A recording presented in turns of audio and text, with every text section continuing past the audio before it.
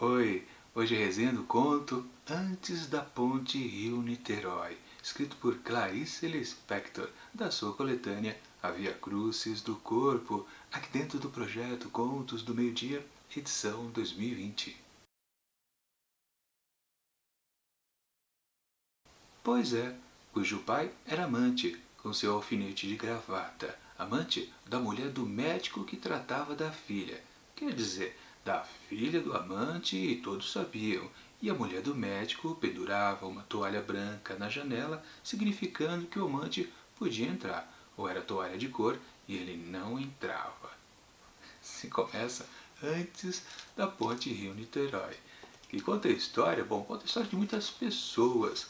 Talvez uma personagem bastante importante seja Jandira, que justamente é a paciente desse médico citado aqui no comecinho. Bom, o que importa aqui, vocês viram, né? Tem uma questão também de amante, né? Sim, o pai da Jandira é amante da mulher do médico da Jandira. Pois é, que bela salada, né? Ele vai levar a filha lá para se tratar, mas dá um trato na mulher do médico. É basicamente isso que acontece. Ok, essa história tem uma certa confusão, né? Um rococó ali, né? Meio confuso, mas o que vale é que Jandira tem uma certa doença que não é bem especificada, mas ela não está muito bem. Uma garota de 17, 16 anos, realmente ela não tem lá muita expectativa de vida. Acontece um grave problema com ela, inclusive, mas o que importa de fato é que nesse presente momento, enquanto ela está fazendo lá o certo tratamento com esse tal médico que está meio corno na história, ela tem um noivo. Pois é, e esse noivo, digamos que ele também está, né, se envolvendo, um sujeito um pouco mais de idade, está se envolvendo com uma garotinha, né? E ele tem outra, tem uma mulher mais velha. Quer dizer, uma bela salada que temos aqui nessa história de Clarice Lispector. Bastante diferente do usual que ela costuma oferecer pra gente. Mas é o tipo de história que ela é tão confusa, tão rococó, que é melhor não dar mais detalhes, porque senão estraga a experiência de quem ainda pretende ler este conto. Minha avaliação do texto, aliás, falando em confusão, no parágrafo seguinte a esse que eu li para você, o próprio narrador da história já diz que está se enrolando, talvez ele esteja confundindo um pouco as coisas. Na verdade, a primeira vez que eu li esse parágrafo inicial, eu tropecei na língua várias vezes. Talvez a leitura que eu tenha feito aqui não tenha ficado até inclusive boa para vocês entenderem direito qual é a conexão dos personagens. Quando eu expliquei depois, acho que ficou mais compreensível. Sim, é uma certa de uma salada mesmo que a Clarice oferece pra gente. Como eu disse, é algo que ela não costuma fazer. Sim, a Clarice ela tem aquelas coisas, né, de ter um tema, depois desenvolver vários subtemas a respeito do primeiro, inicial, mas com certeza, de uma forma ou de outra, mesmo que seja até uma coisa confusa, né, muito aprofundada em subcamadas,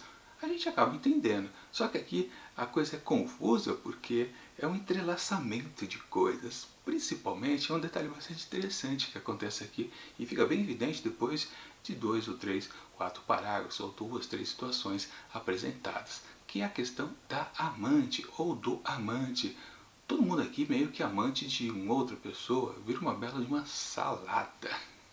É uma questão meio que de comportamento social ali das pessoas, né? Pessoas tentando ser felizes, pessoas se conectando com outras que não deveriam, mais ou menos assim. E no fundo, né, pinta algumas tragédias. Uma, primeiro, relacionada com Jandira, e uma outra que eu não vou dizer, porque senão já estraga a experiência de leitura para vocês. Com certeza é interessante você descobrir a seguir qual é a segunda coisa que marca bastante aqui essa narrativa.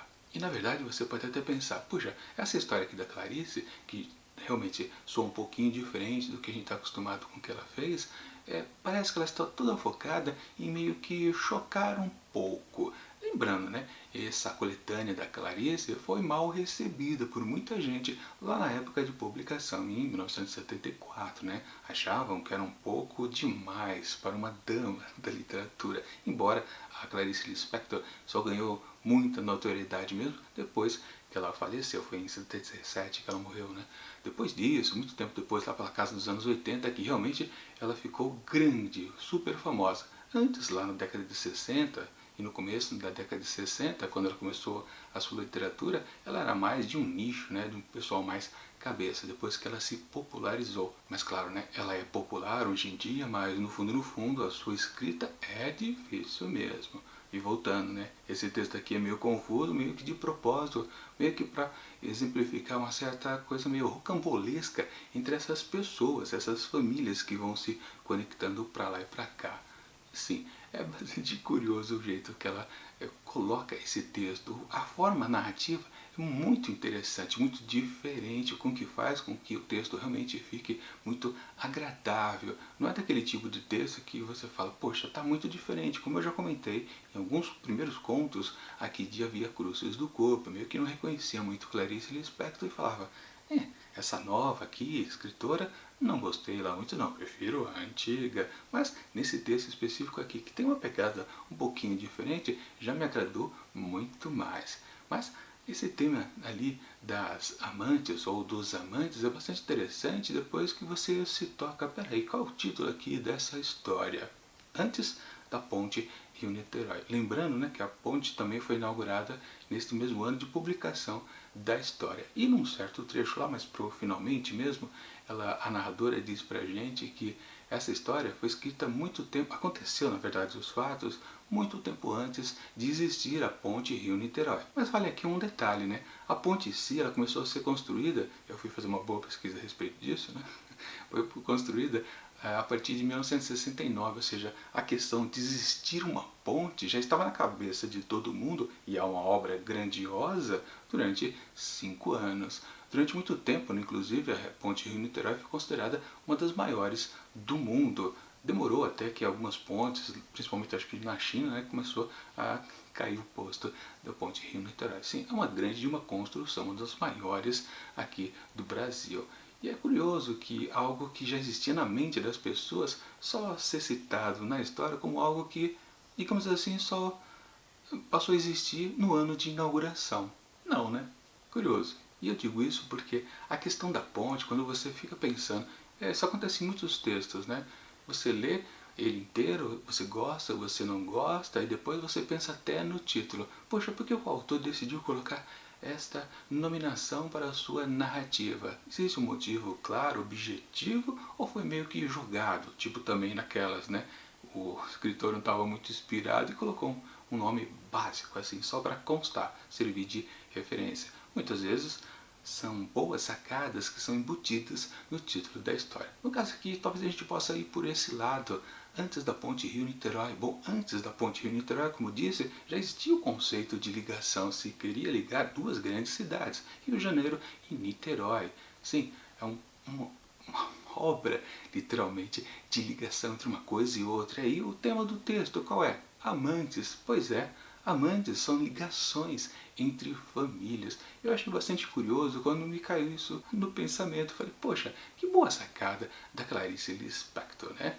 Muito interessante mesmo. Claro, pode ser uma viagem da maionese desse leitor aqui, mas de qualquer forma é interessante, porque a única referência, como eu disse, realmente é pontual, que ela quis, o narrador da história, pelo menos, né, dizer que a história vinha muito tempo antes da ponte existir. Mas na verdade podemos dizer que os amantes podem até existir muito tempo antes do que as famílias ou as uniões matrimoniais, digamos assim, né? Ser amante, na verdade, é o namorico, talvez. Claro, pesa mais dizer que é amante quando as pessoas já são casadas, comprometidas ou, no caso, enganando umas às outras. Bom, em muitos casos as pessoas sabem que são enganadas, né? Acordos oficiais, por exemplo. Mas também é interessante essa história aqui da Clarice Lispector, que ela não foca exatamente numa persona feminina. Essa mocinha, que é a Jandira, acho que eu esqueci de falar o nome dela, né?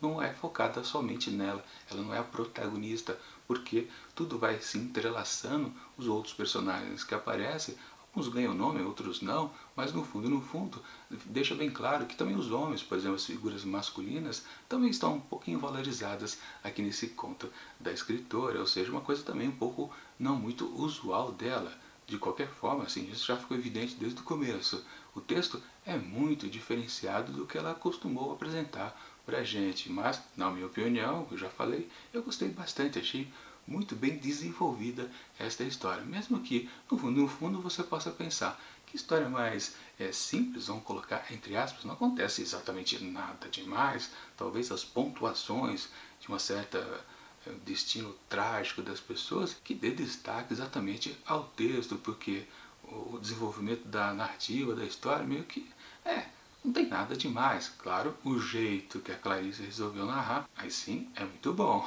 mas a história em si é bobinha, vamos colocar. Mas é curioso pontuar que essa história guarda uma certa conexão lá com uma das primeiras. Sempre lembrando, as 3 histórias iniciais aqui de A Via Crucis do Corpo não foram ideias da Clarice Lispector, mas sim do seu escritor, que um dia telefonou para ela e disse: olha, eu tenho 3 ideias aqui, você poderia muito bem desenvolver esses contos. Ela acabou topando.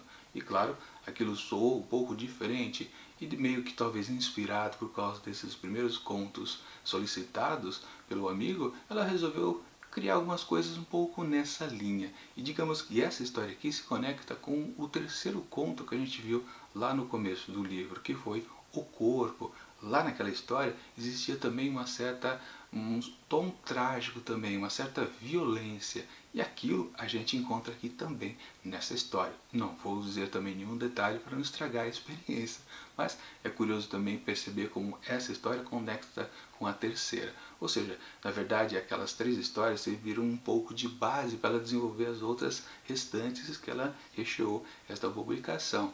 E se aquela até agora não tinha aparecido nada que a gente pudesse dizer nunca vai aparecer algo semelhante, bom, finalmente então aconteceu. Essa história também tem um pouco daquilo. E até um pouquinho também do comportamento dos personagens, principalmente os femininos. Que lá no primeiro conto, O Corpo, soava até uma coisa repentina, meio sem sentido. Aqui soa até um pouco acaba se tornando um pouco mais natural porque a gente já viu aquela primeira história. Se eu não tivesse lido O Corpo, talvez eu dissesse que essa história aqui também de repente acontece uma maluquice só para meio que deixar uma cena impactante para os leitores. Mas sim também, essa história aqui, no fundo, tem mais cara de Clarice Lispector mesmo do que aquela outra, O Corpo. Com certeza essa é mais interessante. E dito isso, só falta comentar então o desfecho aqui dessa narrativa. Tem uma coisa que a gente espera ao final de algumas histórias que a gente fala, bom, isso não vai acontecer. No caso, acontece aqui. Há uma certa restauração de alguns pontos iniciais desse conto lá para o final. E você fica meio, poxa, é verdade que isso pode acontecer? Será? Bom, com certeza sim, justamente por causa das ligações entre esses personagens aqui. São coisas muito emotivas e com certeza elas não conseguem escapar deste destino que também no fundo, não deixa de ser trágico. Pois é, como eu disse, um conto bastante curioso que a Clarice escreveu. Enfim, acho que não tem mais nada a comentar disso tudo, mais ou menos. Sim, acho que sim. Portanto, para Antes da Ponte Rio-Niterói, escrito por Clarice Lispector, eu atribuo 4 asteriscos. Realmente gostei bastante. E falando em gostar, com certeza História de Amanhã eu gosto bastante. Conan, o Bárbaro, livro 3, escrito por Robert E. Howard. Vamos ver mais uma aventura deste guerreiro cimério. Muito suspense, ação, sobrenatural, muita honradez para esse grande herói. A conferir amanhã. Mas enquanto esse próximo vídeo não chega, eu deixo aqui do lado dicas de outras resenhas que já apareceram aqui pelo projeto Contos do Meio Dia, edição 2020. E tchau!